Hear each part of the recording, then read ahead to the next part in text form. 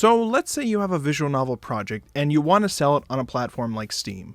How exactly do you go about marketing it properly? Well, it can be a little tricky because a lot of the users on Steam don't really consider visual novels to be games. So you have to focus really hard on your marketing so you can get their attention and show them, hey, this might be something you're actually interested in after all. So we're going to go over some core concepts of marketing in general, and I'm going to show you guys some examples as we go along. So let's get started. We'll start with some core concepts, and you want to keep this in mind early on in the project because it could shape the marketing itself, but it could also shape how the project goes. So first off, you want to decide what the distinct narrative is for your game. This is basically the hook of your game, what makes it unique from something else. What's the theme you're going for overall? Are you trying to be an intense science fiction adventure story, or are you trying to be a nice little slice of life dating simulator? What are you trying to be? What makes you stand out from another kind of game? Try to sum up your game in a few words. Basically, the elevator pitch. You know, when you're in an elevator with somebody, you want to pitch them your game, think of the few words that it would take to explain your game fully. And if it sounds a little too generic, maybe you need to work on it a bit. And this gets us into the next segment of the core concepts. It's a very, very important part. It's establishing your brand. This is how you want your product or company to be perceived. When somebody thinks of the name of your company or product, they should feel the brand that you're trying to go for. So if you're making a detective visual novel and you want it to be perceived as a dark and gritty story, then you want to use that perception to pick certain elements that will help accomplish that. Things like fonts and specific CGs and maybe certain characters you want to show off, a carefully picked color palette. All of these things can help establish the perception that you're looking for. And it can take a lot to focus and get people to feel what you're trying to make them feel, but you just have to work towards it and work a lot on it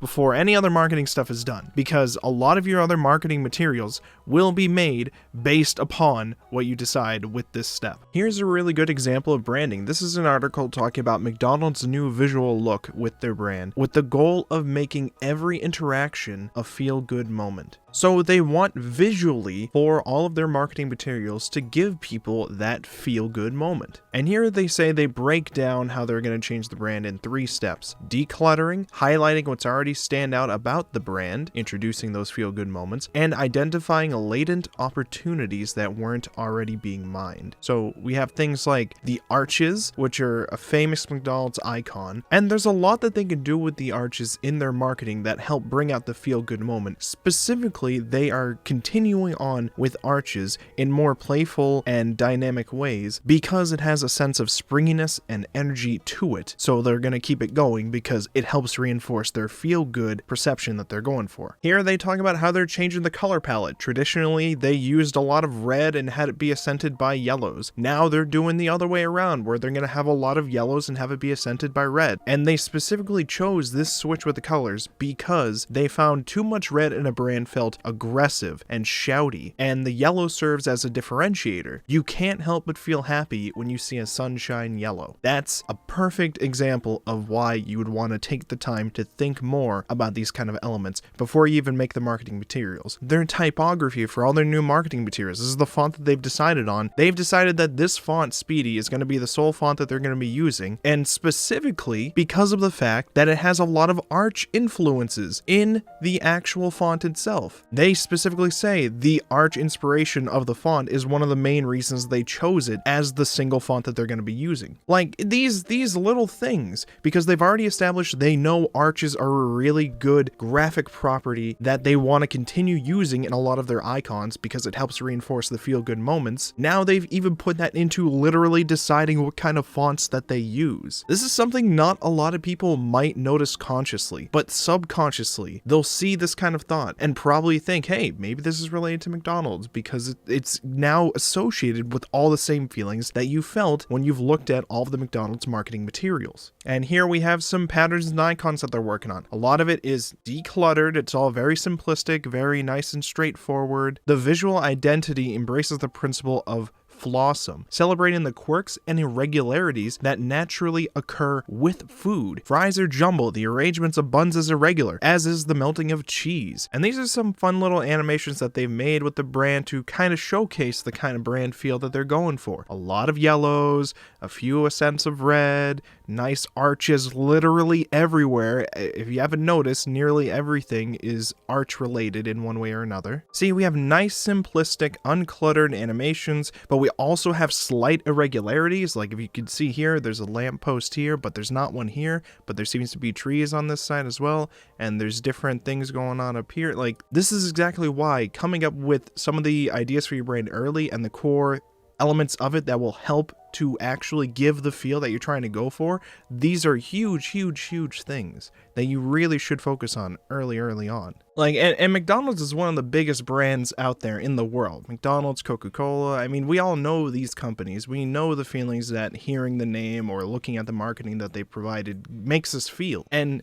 there's a reason for it. But now you know just the kind of behind the scenes processing and planning out it takes to make the kind of marketing at their level work the way that they need it to. It's a huge, very important thing that you really need to keep in mind very early on. And the target will also be determined by your branding as well. If you're making a dark, gritty detective visual novel, then you would want to target customers that kind of game would gravitate towards. Look at the age range and the gender. Maybe it's going to be 20 to 30-year-old males that would appeal for those games. And not only does it help you pick the right target audience, it'll help you to pick the right places that you should distribute them based on that. Places where you know your target audience is going to be looking. Also, another note, make sure your audience is narrow. A lot of people think they want to make a story that appeals to literally everybody that they can think of because they want to make the most money. That's not really how it works. You're not going to make the most money by trying to make something that appeals to literally everyone, because it's nearly impossible to make something that appeals to literally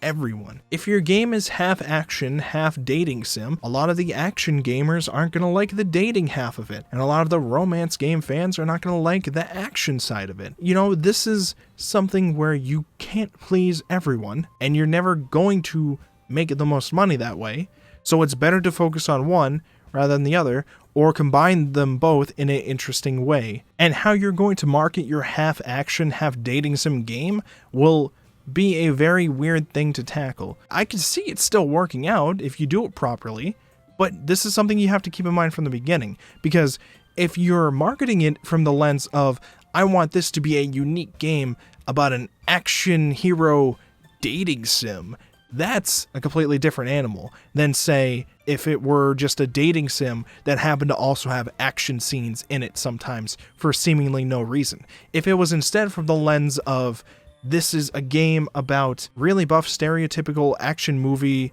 icons, but you get to date them, that would be a game that you could definitely market better, because now that you've narrowed it down like that, you can target it to, say, people that are into comedy dating sims, maybe, because obviously it's going to have a comedic element to it like that. Once you've found your brand and you know your target audience, you can find the places where your target audience tends to go and try to target your marketing towards those areas. So you can contact press websites to talk a lot about visual novels. Maybe you want to promote your visual novel on a website that promotes detective shows and games and stuff. As long as you've found your branding, a lot of the other stuff can just come naturally with it if you focus on that. This is Steins Gate. This is a very popular science fiction visual novel franchise, but we're going to start with the original visual novel game. We're going to take a look at the trailer, and then I'm going to show you another trailer.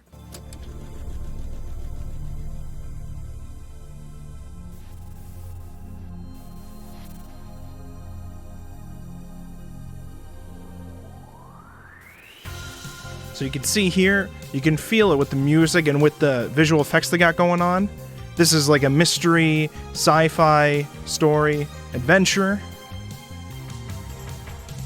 We're showcasing the characters, we're doing some cool visual effects. We'll talk more in depth about exactly what you're supposed to be doing with trailers a little later.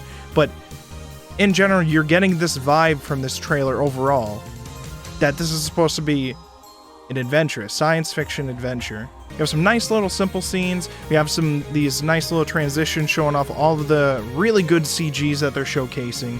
And we have some dark scenes that we're showing too, and some intense moments that we're showcasing. And we're just giving off this overall tone of mystery science adventure. That's the kind of vibe we're going for here. So keeping that in mind now, I'm going to show you one of the newest entries of the Steins Gate franchise. Steins Gate, My Darling's Embrace. Same exact characters. Same setting. Very different game entirely. Very different. For those of you who don't know, this is a spin-off Steins Gate game where it is just a dating sim. The original Steins Gate, by the way, has romance elements to it, but it is not a romance-centered visual novel story that they're trying to sell. They have romance elements to it, but for the most part, it is a science fiction drama adventure. So now, let's take a look at Steins Gate, My Darling Embrace.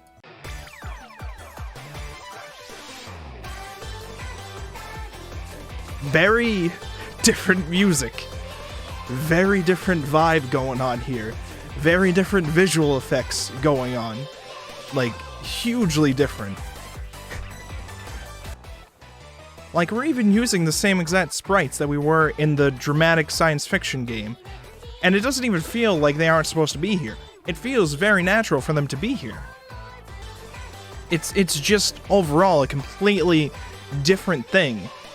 Even though it's using nearly all of the same assets, except for new CGs. It's a completely different thing now that they've changed the brand of this product compared to the first one, and it's way, way different as a result, and all of the marketing materials surrounding it are also incredibly different. So that is a clear example of how to properly... And by the way, if you go from this serious science fiction story adventure to dating sim slice of life, you are in a very, very different audience, okay? Very different. You're probably retaining the same audience that was a fan of the first game, but there are a lot of people that like one certain type of genre and hate another one. You know, a lot of people that like serious stories hate dating sims and vice versa. You know, so you're targeting a very, very different audience with this product. So obviously, all the marketing has to be very, very different as a result. You can't just have the old dark visual effects and dark music playing, but like romance scenes going on. That makes it feel very weird and like you don't really know who you're trying to sell the game to. So that's a pretty clear example of two games with the same characters and the same art styles and the same settings, but very, very different target audiences. Very, very different brandings going on there. You know, these are very, very different. So once you know what kind of distinct narrative you're going for, what the hook of your game is, and you've decided what the branding overall you're going to do, what's the overall perception you're trying to go for with your game, and you know your target audience as a result, now we're going to talk about one of the most important parts of marketing: telling the world your product exists. Very important. You can't just not tell people that your product exists and hope somebody finds it lying around. If you write a novel and you don't tell anybody you wrote a novel, you just leave it on like a desk and you hope somebody reads it, that's a great way to never sell a book. Ever. If you're not an established novel writer, you're not going to sell many novels unless you tell other people you exist. If you're not a very well-established game developer, your games aren't really going to sell until you start telling people you exist. And if you're depending on friends of friends to tell other people, or if you're hoping that one person, they're going to tell 5 more people and stuff like that, that's a great way for your project to fail. Because word of mouth is not something you should be depending on. Word of mouth, it can be helpful. It can be very, very helpful, but it is absolutely not something that you can depend on happening. And if you're somebody who depends on word of mouth, you're probably not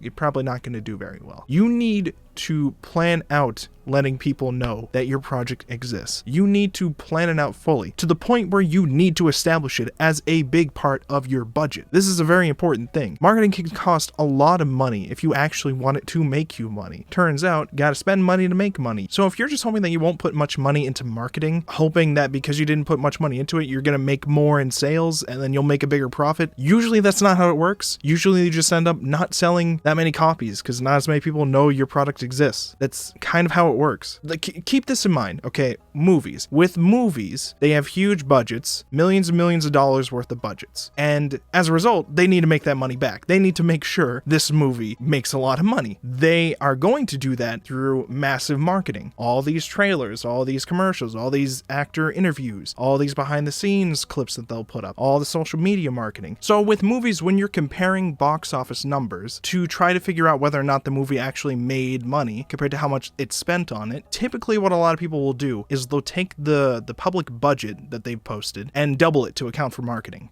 Think about that, okay? If you have like a $50 million movie for the budget, and you're assuming they also spent another $50 million on marketing to hope that they break even and make more, that should be a big indicator that marketing is a huge thing when half of your project budget is being devoted just to marketing. That is a huge thing. Now, a lot of movie projects, it'll differ, and obviously movies are very different than visual novels, but the idea still holds, where the more money you put into marketing, the more likely you are to make even more than you were going to save if you didn't spend it on marketing. If you don't budget the money for your marketing, you're likely to just not make a profit. You're probably just going to be spending the money on your original budget, and you're not going to make as many sales because you didn't do any marketing, because you didn't have the budget in mind. You end up losing money in the end. All right, so now that we've established the branding, and now that we've established the audience, and now that we've talked about putting money into your budget for marketing, because it's very important, now we're going to talk about the actual ways to market. Where do you go to advertise? What exactly can you do to promote your game, both before and after production? What are the ways you can actually do it? Right off the bat, some of the easiest ones to do are paid social media posts. You can promote tweets, and you can promote Facebook pages.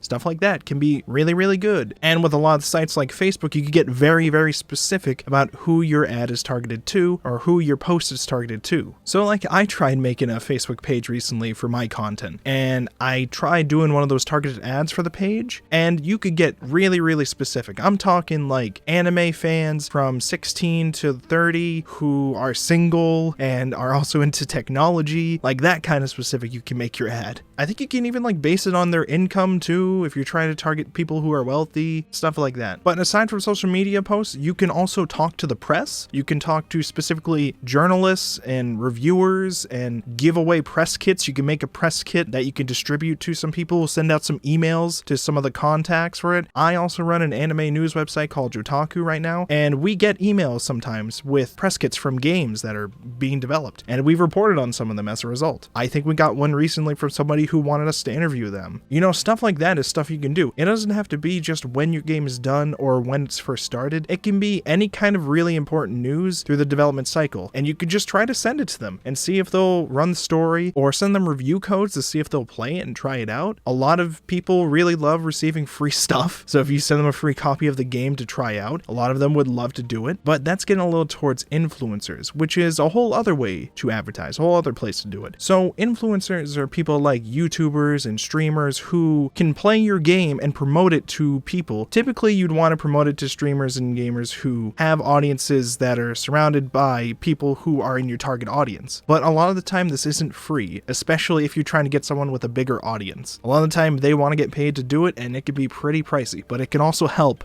a lot.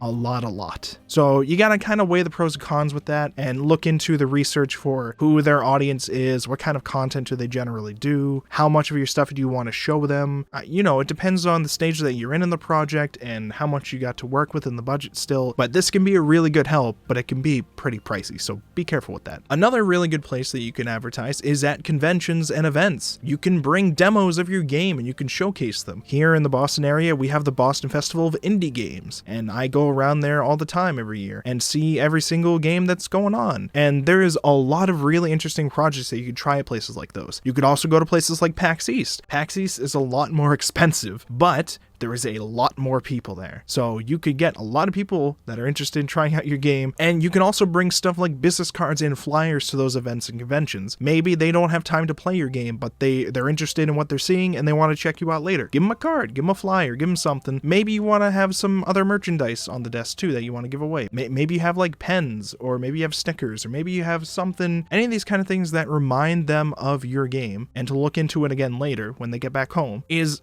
pretty good to just give away. And of course, you're also going to want to be doing constant social media content. And we'll get into more in depth about social media later on in this video, but just know that you should be doing constant updates on your social media. You don't want to just leave it dormant until you have some big thing to announce. Have something constantly going on. Show off some good stuff and post some other promotional materials in between. If you're getting something like a new character sheet done, you can show that off. But if it's going to be quiet for a while, try to do some other post to remind people, hey, you're a thing that exists, but make sure your posts stay on brand. We'll get into this a little bit more later. And merchandise, like I briefly said before, merchandise can be a huge thing because they are really good at being physical reminders to people that your game is a thing. You could do maybe shirts if you wanted to have like a shirt. You could have posters. You can have mouse pads. You can have mats. You can have cups. The only limitation you really have with these is the cost for the physical goods themselves. So pretty much if you can think of something cool that would remind people of your brand whenever they're not even looking at social media and stuff, that's pretty good. And if you give them something like clothing and they're wearing that, that's really great because not only did they pay you for the shirt, they are also advertising your game with the shirt. Hello there, Editor Borg from the future here. This was originally going to be one whole video, but when I was finishing editing it, it looked to be about an hour and a half long. So instead I've split it up and I'm going to be releasing it in 3 different parts. This one covered all the core marketing concepts and the ways you can advertise your game. And the next part is going to cover making all the marketing materials. That's all the graphics and store pages and trailers for your game. I hope you've learned a lot from this. I put a lot of work into making it and I learned quite a bit myself doing research for this. And I want to give a huge shout out to my friend Kennedy. Her YouTube channel is Redbard. She has been a major help in making this because of her marketing expertise. I put a link to her stuff in the description below. Go check it out. She makes really great anime content. You won't regret it. Anyways, that's all for now. If you want to make sure you see the next part of this series, make sure you subscribe and do the bell thing for the channel, however that works with YouTube now. Do all the weird bell stuff, and I will talk to you all later.